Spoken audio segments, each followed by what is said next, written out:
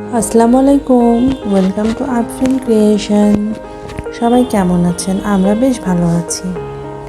আমি আপনাদের সাথে আজকে শেয়ার করব গরমের মধ্যে শীতের কিছু রেসিপি বলতে ভুল হবে, একটাই রেসিপি, সেটা হচ্ছে প্যারা নাড়ু।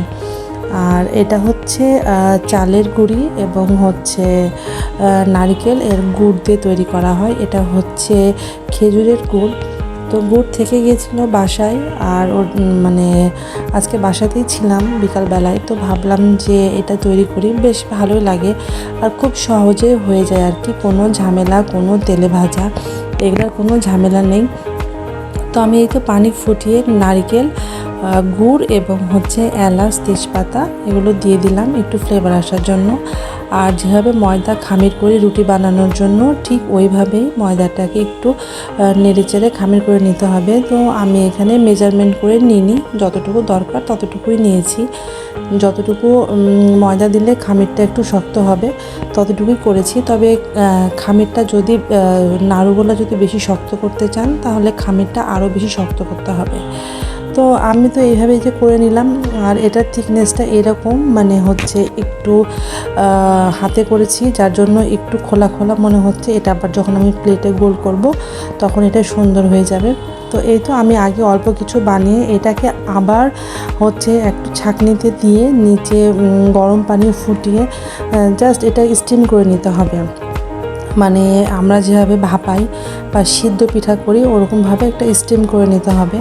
তো আমি তো এভাবে ছাকনাতে দিয়ে দিলাম, জাস্ট পানিগুলো ফুটবে এবং এটা খুব সুন্দরভাবে তৈরি হয়ে যাবে। আর এই যে আমি একদম হাই ফ্লেমে চুলাটা রেখে দিয়েছি যাতে তাড়াতাড়ি হয়ে যায়।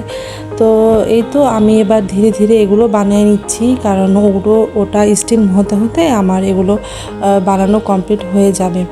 তো আমি সবসময় মনে করি যে পিঠা খাওয়ার জন্য শীতের দরকার পড়ে না। বাসাতে নারকেল বা হচ্ছে গুড় এগুলো থাকলে যখন তখনই আমি একটু একটু করে বানিয়ে খেয়ে নিই, কারণ আমি মাঝে মাঝে আমার হচ্ছে শীতের পিঠা খাওয়ার খুব ক্রেভি উঠে যে এখনই খেতে হবে আর কি। তো এই তো আমি এভাবে এটা শর্টকাটে বানিয়ে নিলাম। আর হচ্ছে এই নাড়ুটা অনেকেই খুব পছন্দ করে, আবার অনেকে রেসিপিটা জানেও না। তো ভাবলাম যে আপনাদের সাথে একটু শেয়ার করি।